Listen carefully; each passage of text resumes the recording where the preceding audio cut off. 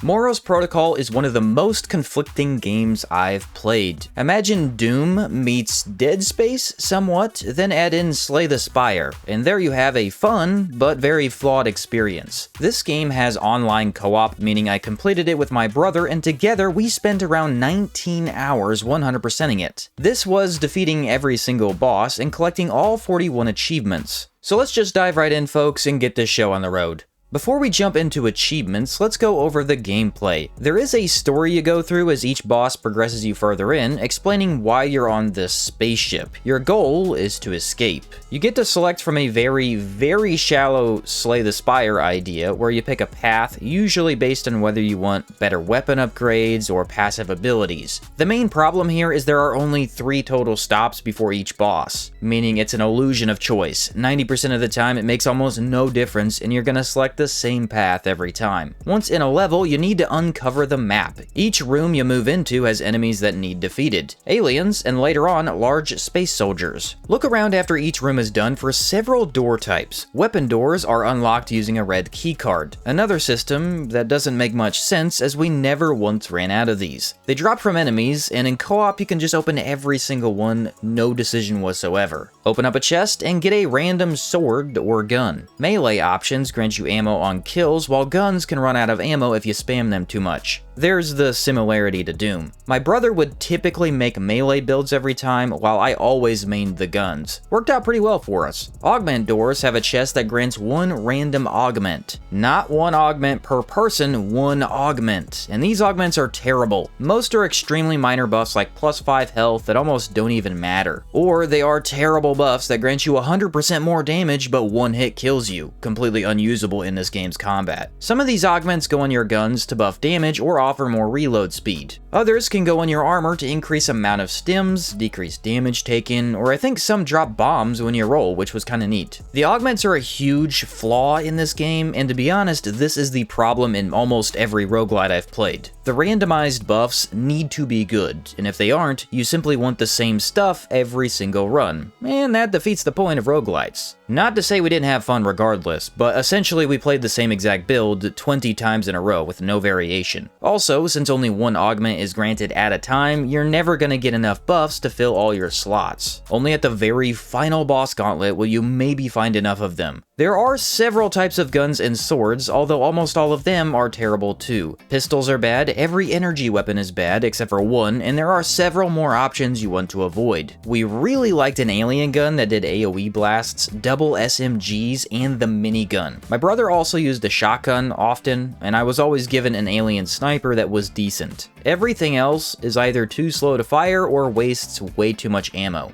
But back to the explanation. You fight through 3 sections of rooms, then face a boss. Do that again. Then do that 1 final time to take on the final boss. This completes Chapter 1. There are 3 chapters in total. Every single run you're gonna earn purple currency, which lets you upgrade a large skill tree. Increase health, stamina, how many augments you can equip, how much damage you deal, and how much ammo can be held at a time. Very basic skill tree, but was more than enough to keep us interested and increase our power after every run.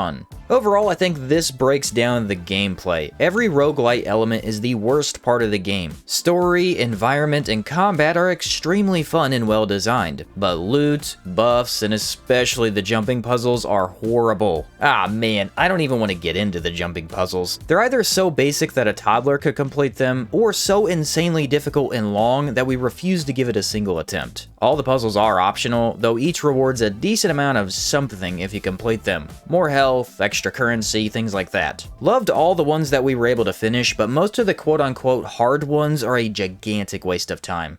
Having said all that, we didn't hate this game. We actually loved it. Had a fantastic time all the way up until we beat the final boss. After that, however, we did not want to play anymore. Each run through to get more achievements was like grinding teeth, as it's far too repetitive. Again, just because the randomness is not varied enough. I haven't brought up bosses, which are a highlight for the most part, so let's jump into the achievements, as they're all associated with those. Defeat your first Dark Phage dropped after we took out these flying worms, an early on enemy that can shoot out projectiles at you.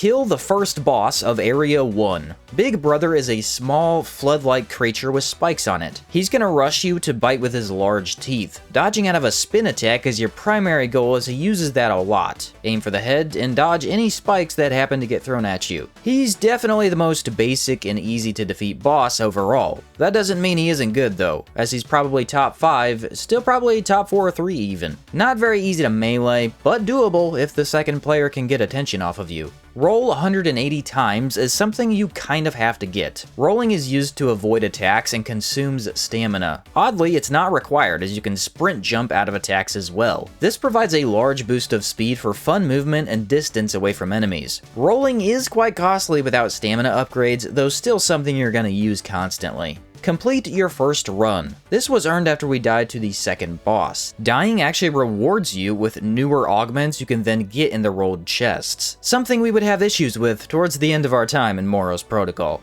Unlock your first Bio Boost upgrade. This one is self-explanatory. You're gonna upgrade your base HP so the next run is easier, and get back to it. Kill 100 Darkstir larvas. These are small worms that slowly crawl towards you to bite at your ankles. Most spawn out of egg sacs that can also drop ammo. Kill 80 Darkstir drones. These guys are upgraded versions of the flying worms from earlier. They have a tad more health and look all red.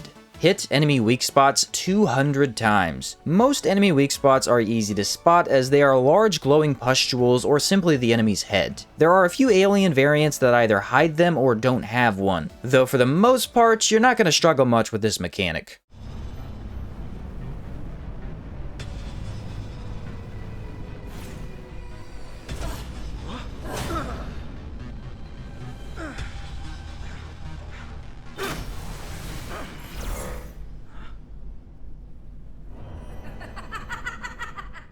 First encounter with the Sin Seeker. This is the second boss, who is a large, curvy female who can fly. She is probably the worst part of combat, as you fight her 3 separate times and she just doesn't take damage. We never could figure out what was going on, but as a bullet sponge with infinite health, she's plain unfun to combat. Primarily, she's gonna fire plasma at you and attack with a sword. Later on, she fires missiles and jumps up, causing shockwaves when landing. A really fun fight as far as the defensive goes. You don't need much to figure out how to stay alive, and this feels like she's attacking both players rather than just one. But man, she will not take damage. In our several attempts, we found that the minigun shooting straight at her butt was the best damage. If she has a weak spot, it was not obvious, and all the energy weapons are horrible against her, as she has an energy shield of some sort. It could be that we were missing something. Honestly, I hope that's the case. Otherwise, she needs half of her current HP. Defeat 100 zombies. One of the more fun enemy types to encounter are slow humanoids with large sacks on their neck. Deal big damage there, while they walk towards you and fire plasma guns.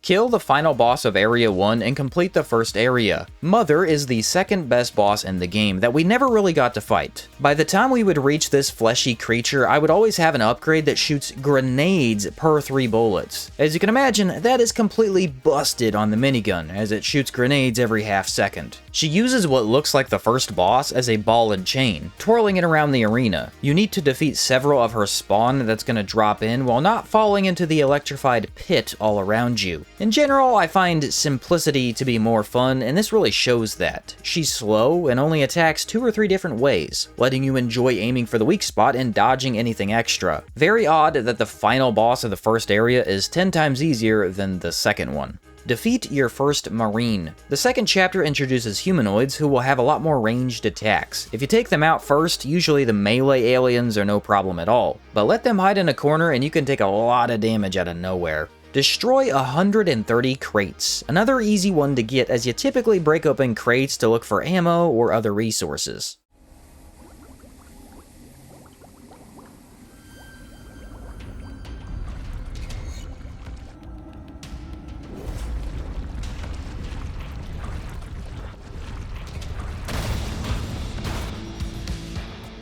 Kill the first boss of Area 2. I introduce to you the best boss in Moros Protocol, the Blob. A large, fleshy eyeball on the wall set in 3 phases. You have several things to take out, while the eye takes damage only when it's open. Gun down the prawn arm thingies and they won't attack with underground AoEs anymore. Shoot off the green sacks and acid no longer hits you. Then shoot at the eyeball, but make sure to dodge a giant laser. Congrats, you now enter phase 2 as he smashes the floor, dropping you further down. Each phase adds in more green sacks to shoot you until the final floor, where you will also be chased by a bit of live goo that damages you under your feet. A fight that has a lot going on while also not being complex whatsoever. Actually reminded us a lot of Remnant from the Ashes boss design if you've ever played that. The eye takes good damage from any gun, and it's a large target for the sniper I had at the time. Loved every second of this fight and wish all the bosses were fleshy ones, seeing as they're clearly the better fights.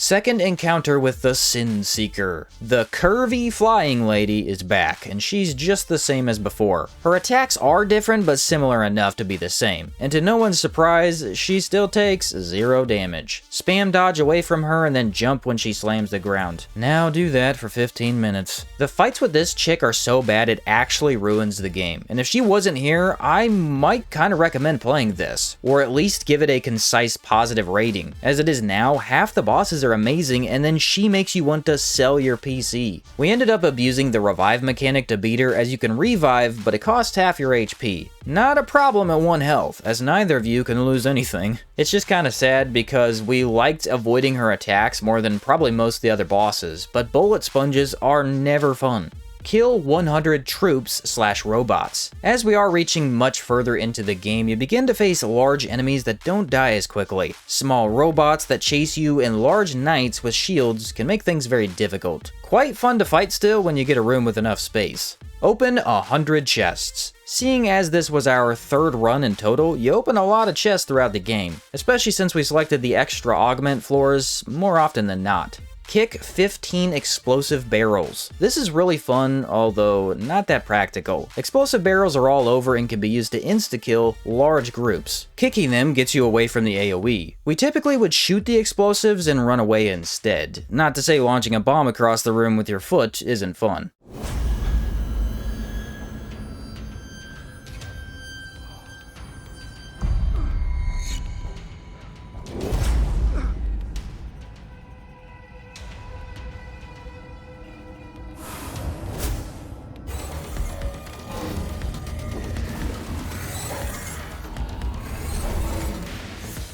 Defeat the final boss of Area 2 and complete 2 areas. Abby is the first boss we instantly lost to because it's quite different. Instead of a standard fight, it's more like you're on a chessboard and she's just throwing stuff at you. Lasers that cover the full platform, giant cubes spawn in to smash you, rotating waves swing across to catch you from all different directions. All the while, you try and shoot the cube up above that takes hardly any damage. Eventually, we would figure out that, oh, during the laser phase, the non-active cube takes a ton of damage. Jump dashing was highly effective at dodging all these different moves, and much later on we found out that melee annihilates her. You can easily smack that inactive cube, and since my brother always had a melee build, he could quickly dispatch of her. Initially we hated this as we died very quickly in our first attempt, but another try or two and it easily became one of the best encounters. Just a bit of a shame that gun builds don't matter much here. She definitely stands out as a unique encounter and is one of the more memorable fights, I think. Pick up 20 weapons. Not sure if this means pick up 20 different weapons or just 20 in general. Probably the latter, since you don't really find them in every other room or anything.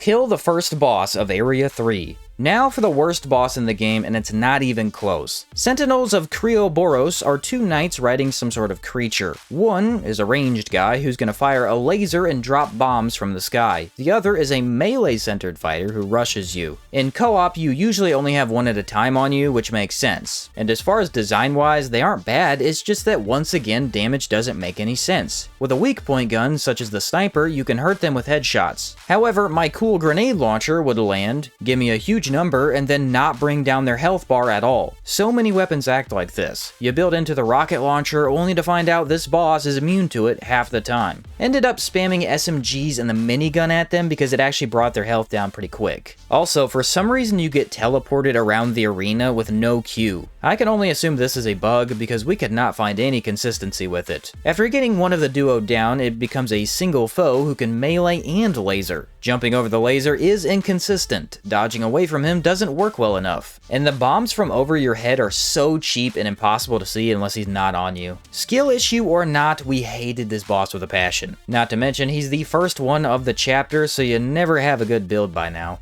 Gather 1,000 credits. Credits are used to purchase weapons or augments from merchants. You can also upgrade weapons at other merchant variants with them. This is another horrible aspect of the game, as the merchants are way overused. They should be in random spots on the Slay the Spire map where you choose to go. Instead, you have a merchant in the middle every single time. Most often you don't have enough credits to use them, or you just had a merchant from the level before, so now you still don't have enough credits. And very rarely do they even have items you want until fully beating the game to unlock all the augments. Kill 20 Nycoraptors, which is clearly the wrong way to say that word. Giant teeth on 2 legs. Pretty much sums these guys up accurately. Pretty tricky enemies as they're fast and always jumping at you.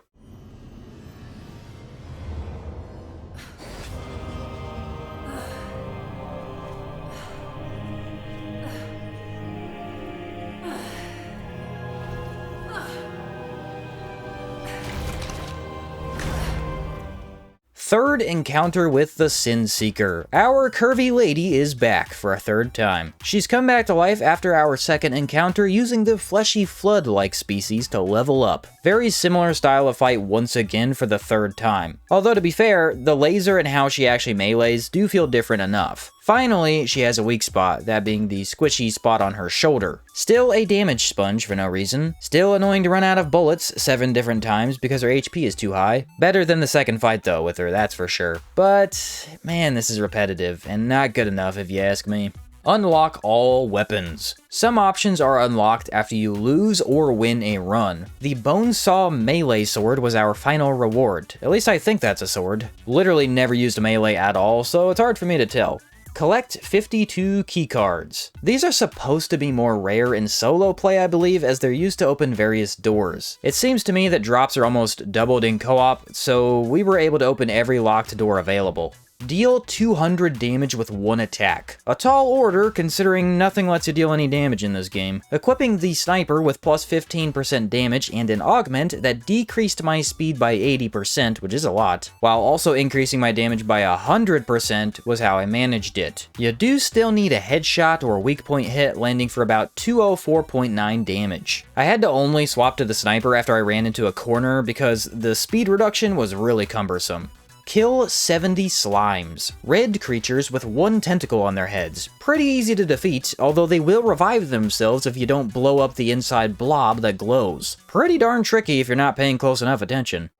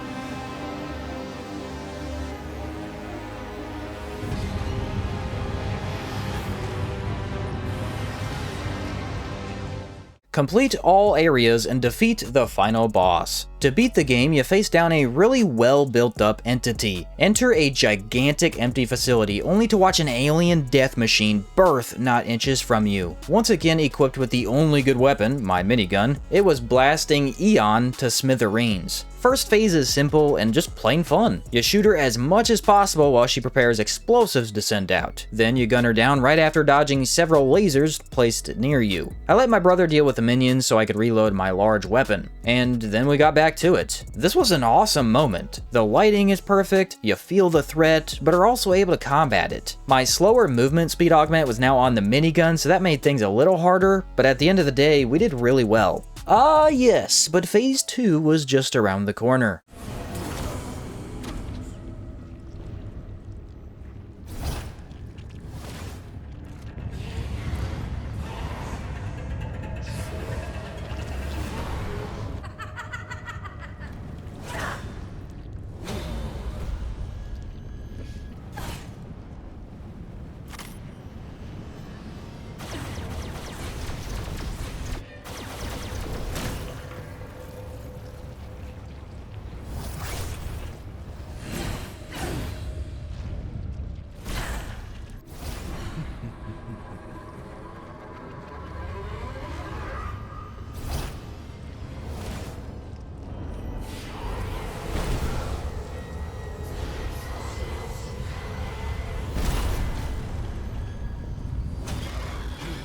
The idea is the same, although the boss's attacks are slightly different. Still fun and challenging outside of two aspects. One being that the boss bugs out and starts attacking thin air. Happens a little bit too much, even though it does grant us free damage opportunities. Although good luck with melee or short-range guns, because those are literally impossible to use here. The second being that this claw swipe attack is completely undodgeable. Literally, you can't dodge it correctly. We had to heal through every single one, or hope the boss used this on my brother while I dealt all the damage. We only won because I had a completely overpowered build for once.